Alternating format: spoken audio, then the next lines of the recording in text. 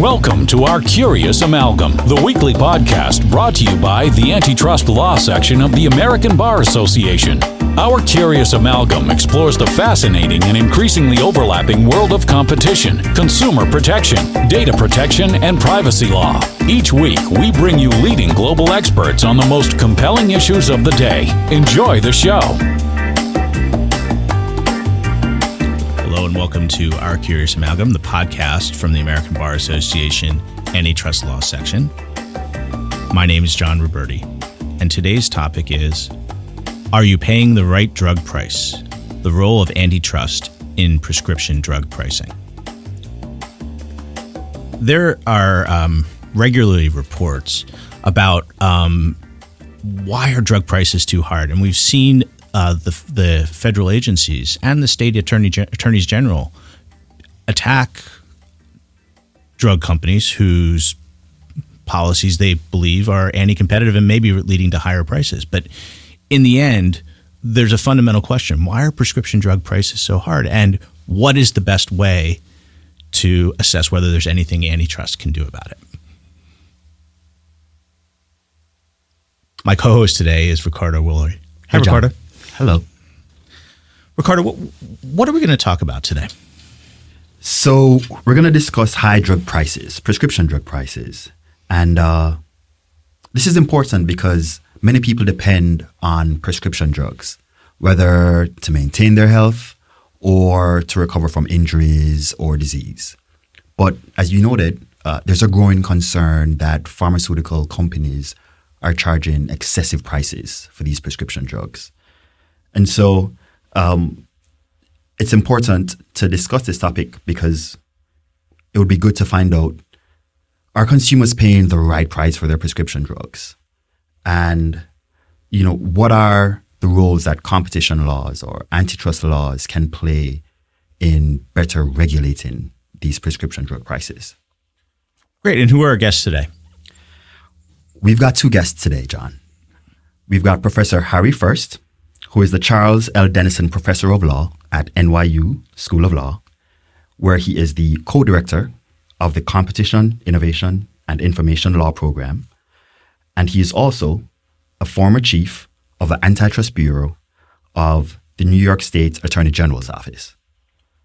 Our second guest is Lauren Rackow, counsel at Cahill, Gordon and Rindell, LLP. Lauren's practice focuses on a wide range of antitrust issues, including advising and representing clients on mergers and acquisitions, complex antitrust litigation, government investigations, financing transactions with potential antitrust risk, and antitrust compliance. Great. And Lauren is joining us from the Curious Hotline in New York, and Professor Hurst is on the Curious Internet line. So, Harry and Lauren, welcome to the program. Thank you. Thank you, John. So, just to give folks a bit of a heads up on the big takeaways we'd like you to have at the end of this episode. First of all, we'd like to determine, whether high drug prices are justified. We'd like to also figure out, how does antitrust law deal with high prices? And we'd like to get a better sense of whether antitrust laws are an effective means for regulating pharmaceutical prices. And we have 15 minutes to do it. Here we go. So, Lauren, first question to you. Are pharmaceutical prices too high? Well, that's a really interesting question. We have seen many reports on the rise of pharmaceutical prices, particularly for specific drugs. For example, some may be aware of EpiPen list prices increasing. They increased gradually from $100 for EpiPens to approximately $600 between 2007 and 2016. I'm sure, also quite infamous in the press was Martin Shkreli, who raised the price of a drug used to treat a parasitic infection that's sometimes found in HIV-positive patients by 5,000%. There also have been, as John referenced earlier, reports of large price increases in off-patent drugs. Sometimes these drugs are old. They're not something that's new to the market. So, on the one hand, we often think of, pharmaceutical prices for a new drug that's really innovative might be high because they have a patent and because of the, the costs involved in developing that drug. But now we're also seeing reports of drugs that have already been on the market having very large prices and having those prices had increased. Thank you, Lauren. Now, are those examples exceptions or part of a trend? That's a good question. I mean, certainly those examples are just examples pulled from, a plethora of other instances where we see drug prices increasing. And I think you could say it's a trend because I do think most of this has been happening, most recently within the past, I would say 10 years or so or 15 years. So I do think it does appear to be a trend. Got you. So Harry, to you. In a capitalist economic system, what's wrong with high drug prices?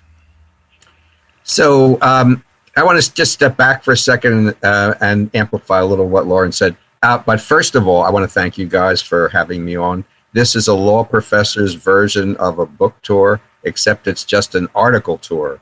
So if this were, really going to go on YouTube, I'd hold up my article, which was in the Antitrust Law Journal, so plug for the section, titled Excessive Drug Pricing as an Antitrust Violation.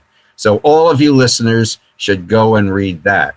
But if you're not going to do that, listen in. So just to amplify a little on what Lauren said.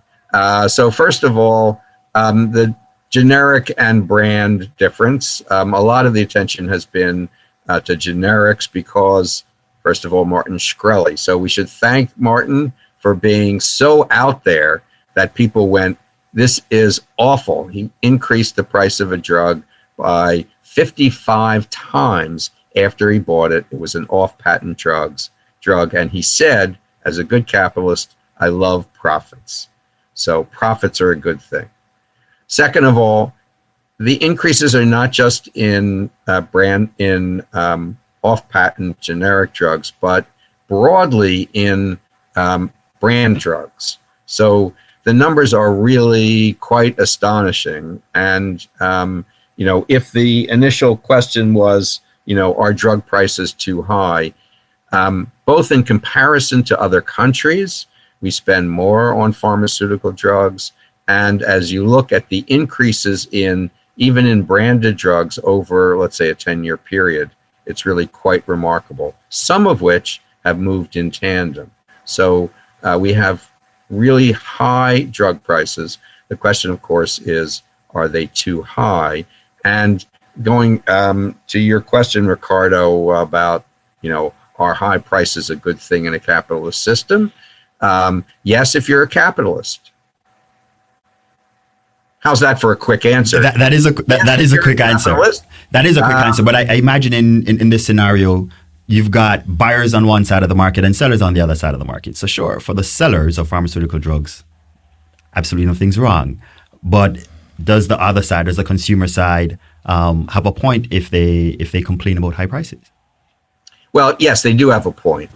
So high prices are good. And when we say high prices, this is price in excess of marginal cost, where there is monopoly profits or excess profits. So the idea is we do need some incentives to get all capitalists to invest, and those incentives are high profits. Pharmaceutical drugs are risky, so they need a little more incentive. The question in some sense is, are they too high? And in part, we often rely on markets to do the work. So if profits are high, new firms come in, they enter, prices go down. That's not happening in pharmaceuticals. Got you. Thank you, Professor. And Lauren, question to you. Let's shift this discussion to the role competition law, antitrust law may play. What's the conventional approach to high prices under competition laws and antitrust law? Well, I guess it's interesting because I think, typically you would not say in and of itself that a high price was, necessarily problematic. It would have to look more at, what is the underlying behavior and what's the anti-competitive effect of that behavior. As Professor First just mentioned, there is an incentive in, someone who holds a patent or, legitimately came into a monopoly by legitimate means in being able to charge the monopoly price or that high price as an incentive for their innovation. So it's an interesting question, because I think in and of itself, you just can't look at the high price and say, okay, well, that just shows that typically that just shows that there's definitely something wrong. Certainly in if you're looking at an alleged cartel and there's a higher price there, that may be an effect of that anti-competitive behavior. But I think it really has to go back to what is the underlying behavior there. So I think that then brings us to, could we actually use, and I think the most readily available one that comes to my mind is Section 2, alleged monopolization. Could that claim be used to regulate drug pricing? So, that in my mind might be a bit of a shift from the conventional approach to higher prices, but I think that is something that is worth exploring. Okay, so Lauren, you mentioned Section 2, and you're referring there to a section of one of the main antitrust statutes, the Sherman Act, correct? Yes, okay. That is correct. Section 2 of the Sherman Act. So you're suggesting perhaps Section 2 of the Sherman Act is one tool that regulators could use. What kind of factors would they have to apply to get Section 2 to be an effective tool in regulating drug prices? And Professor First, feel free to answer as well, either. So, go ahead, Lauren. Go ahead, Professor First. Yeah, hand it over to me. That's good. Okay, so for Section 2, Section 2 forbids monopolizing conduct. And historically, that's been applied to conduct that excludes competitors from the market. U.S. courts have not applied this to charging excessively high prices as an antitrust matter in the past. Conventional wisdom is Section 2 doesn't cover it. My argument actually is the conventional wisdom is that it's conventional, but it's not wisdom.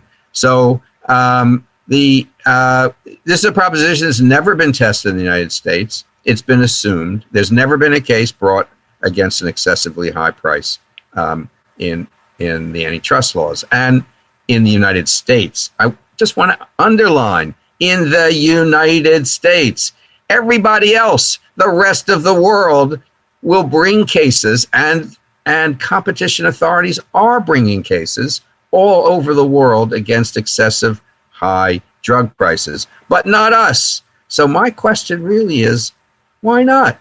There is actually no law against it. And I'll give you the final capper, Justice Kavanaugh, at the end of his opinion in the most recent Supreme Court antitrust case called Apple against Pepper, said, ever since we passed the antitrust laws, high prices have been the thing that we don't like. That's what they're designed to prevent. Really? So if you have a monopolist, why not? Understood. So we also know about some other tools within antitrust and competition law. So the Federal Trade Commission Act has Section 5, which makes it unlawful for a corporation to use unfair or deceptive practices. Harry mentioned other countries pursuing this kind of conduct. In the European Union, Article 102 of the Treaty on the Functioning of the European Union prohibits abusive conduct by corporations with a dominant position in the market. So, and I'll start with you, Lauren, and Harry, you can come in afterwards. Is antitrust law, is competition law a potentially effective means of regulating pricing when you have some of these tools out there, even if they aren't actively used? Yeah, I think that's an interesting question. I mean, particularly if we look at Europe and the European Commission and also the UK CMA, I mean, they have had excessive pricing as an abusive dominance claims, and they have levied fines on pharmaceutical companies. So it certainly is something that is possible. I guess, what I think about when I think about this is, is it necessarily the most efficient means, because I think especially now in our current, political climate, you do have legislation that could directly regulate pharmaceutical pricing. It could be done just in a very straightforward, direct manner. Yep. We often, there have been bills, not necessarily exactly on regulating pricing in the U.S., but recently there have been legislation passed that not signed into law, but legislation brought up in California to regulate where a so-called pay for delay agreements, whereby a generic company and a branded drug settle patent litigation with a payment to delay the generic drug to enter the market. That was also introduced in the U.S. Senate. So there is other ways to go, to regulate pharmaceutical pricing. So I guess the real question to me is, does the time that it might take to have our law develop under, let's say, Section 2 of the Sherman Act or the FTC Act, if the Federal Trade Commission got involved, does that make more sense, or does it make more sense to directly legislate you can't have drugs above a certain price in some circumstances? And I guess another reason why I asked that question is also because in some cases, we do seem to have a trend now with higher prices, but sometimes there are reasons for the higher prices, such as drug shortages, or something along those lines, where it may not be necessary that antitrust is the right tool to regulate that. Harry, you heard Lauren's arguments proposing some obstacles, some challenges to potentially using antitrust law. What are your thoughts on that?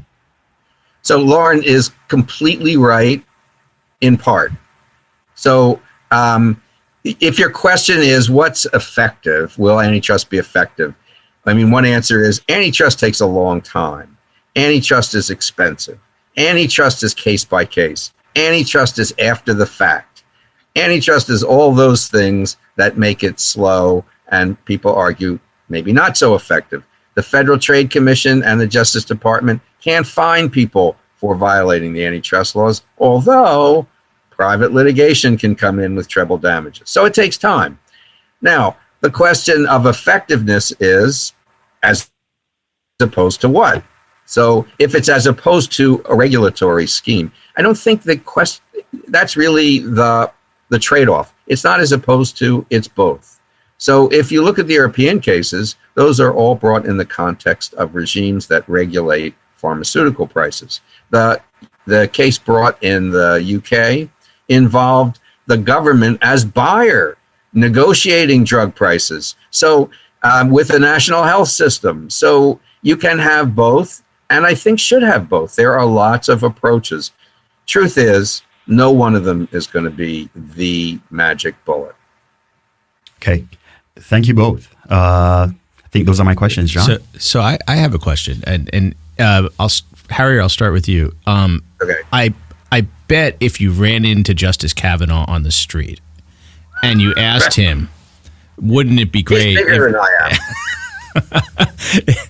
am. If you asked Justice Kavanaugh, would it be a good idea to regulate prices as a way to limit high prices? I suspect he may say that's not a good idea. Hasn't the American experience, or isn't there a school of thought that regulation of prices is not very effective? And how would you respond to that? So my first response is the usual lawyer's response. Don't ask questions that you know you're going to get the wrong answer to. So I would say, sorry, Justice Kavanaugh, for running into you.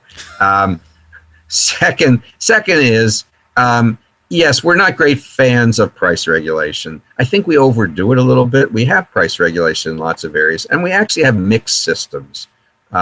It's not sort of an all or nothing. Antitrust won't be price regulation in the sense that you're going to have a regulatory agency setting price. What you will have is some sense of what's a reasonable price maybe, or what sort of increases might be allowable, and under what circumstances they're not. they're unreasonable. We use the rule of reason. So we use the rule of reason in lots of things. It's not going to give us perfect certainty, but it's also not going to give us a regulatory agency. We've had in antitrust a decree in the music industry for more than 50 years involved with price. Federal district court judge. We have mechanisms that regulate electricity pricing. We have restrictions on patent holders on what prices they can license at. So we've got a mixed system. We don't like ongoing price regulation for some good reasons, but we're not quite as, we should never do anything about it. And, it's against that argument that I'm pitching my argument. And Lauren, one last question for you.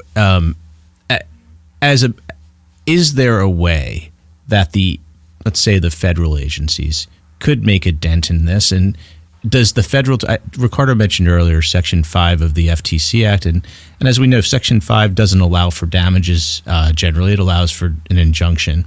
Is that a tool that could lead to some practices that could be effective in changing practices that could keep drug prices high?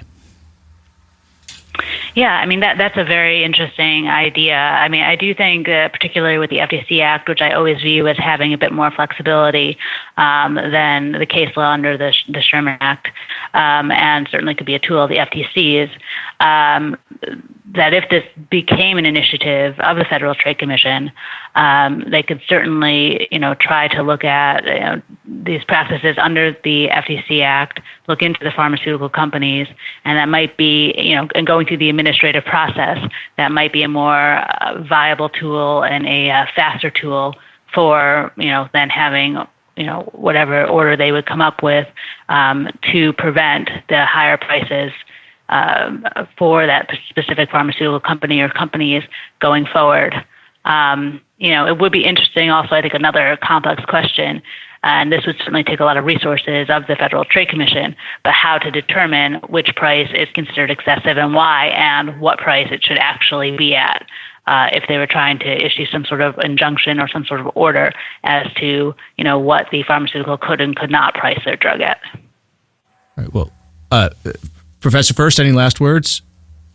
Well, the FTC Act is possible. And the FTC has played around with, a broader interpretation. My prediction for listeners in the future, they'll never bring a standalone Section 5 case. It's either going to work as what we think of as monopolizing conduct, or it won't work at all. And I agree with Lauren that we should have, the FTC and the Justice Department could have some sort of guidelines like we've got in mergers, and that would be helpful. Well, that's great. What we're going to do is we're going to post links with the episode, and we'll make sure that there's a direction to Professor First's article, as well as some other resources if folks want to learn more about this topic. I like that idea. But before we end, I want to ask each of our guests a couple of questions. Lauren, what's fun about being an antitrust lawyer? I guess that you get to work with a lot of different industries. So that's one of the things that I really love about it, is that, each new deal that we work on, you're learning something about that industry, you're learning the specifics about it, and each one works in a different way, a slightly different way. So you really get to apply your skills as a lawyer in many different industries, and I find that really fun and exciting. Professor First, how about you? What's fun about being a law professor? Having students. Students are great. So I learn a lot from my students. I get students from all over the world. And one thing about students is they're always the same age. So I only get older. So it's, and that's a I'm good always thing. getting a different perspective in a way on things. So it's great teaching. It's great doing lots of different things like this podcast. Well, and as you advise students, what advice do you give them about, how to direct their career? Well, if they want to go into law practice and they react to things like Lauren does, which is, I'm really interested in all these different industries and how they work. I love finding out about this. This is the key hallmark of an antitrust lawyer. So, I would say this is an area that lawyers who practice in it care about, I think, relatively passionately, as a matter of how the law develops. If that turns you on, you should really do it. I mean, because it's really exciting. Lauren, how about you? If you got into your time machine and went back and ran into the 25-year-old you on the street, what would you tell you? What advice would you give you? Oh, let's see. I suppose what advice I would give would be to, follow what your interests are, to follow what your interests are and to really explore and pursue them. And in everything you do, to just always give it, 100% in your best, and just have faith that what you're doing and following your interests and giving it your all will lead you in the direction and path that will be best suited for your future. All right, Lauren, and staying with you, tell us something that's unusual or different about you that we may not know if we only knew you professionally. Well, I guess I'll go back to when I was a child and a teenager. I was a very serious figure skater. So I trained and I would compete, and that's probably not something you would just know just from meeting me now. So what was the most difficult move that you could do as a figure skater, and could you perform that move today? The most difficult move I could do was a double axel. And no, I don't think so. It's amazing. It's actually amazing how much, I also used to study ballet. And it's amazing how, as you get older, you just, it's unfortunate, but it's just your body's not the same as, when you're 16. So. Professor, first, how about you? Whether it's figure skating, ballet, or something else, something that's unusual or that we wouldn't know just if we knew you professionally. Well, I didn't know this about Lauren, I have to say.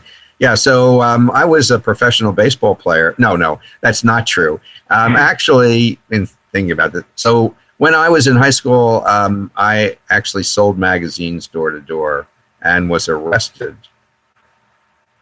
for selling magazines without a permit in a particular area, and did spend a little, in the sort of a half a day in jail.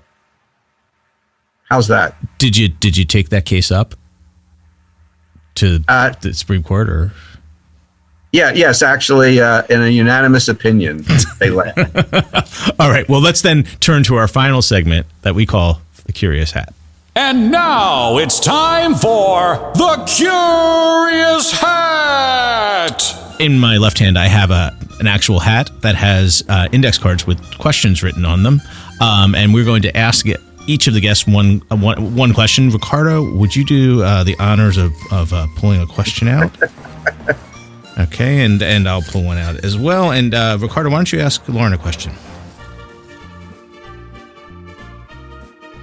Lauren, are there any TV series that you are watching currently? I guess yes, and this is going to be a little embarrassing, but I tend to watch the CW only. So I'm currently watching the show Legacies, which is about witches and students. They're all student age and how they go to school and everything.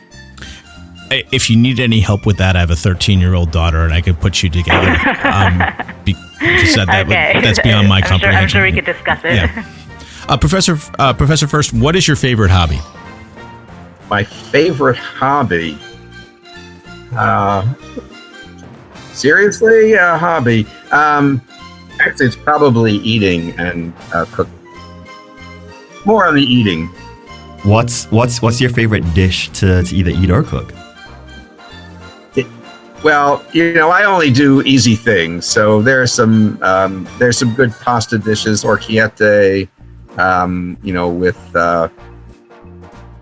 bacon and who knows what else I'll put in, broccoli and various things. So how's that for a quick answer?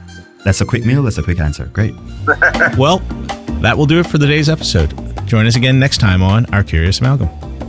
Thank you for listening to this week's episode of Our Curious Amalgam, a competition, consumer protection, data protection, and privacy law podcast. It is produced and shared around the globe by ABA's Antitrust Law Section. The opinions expressed by the participants in this podcast are their own and do not necessarily represent their employer or other organizations. If you like what you heard or would like to become a member of the American Bar Association, please check out what the Antitrust section has to offer at ambar.org/antitrust. You can learn more about our podcast at ourcuriousamalgam.org. If you have comments, suggestions, or podcast ideas, please reach out to us at podcast@ourcuriousamalgam.com. Until next time, thank you for listening.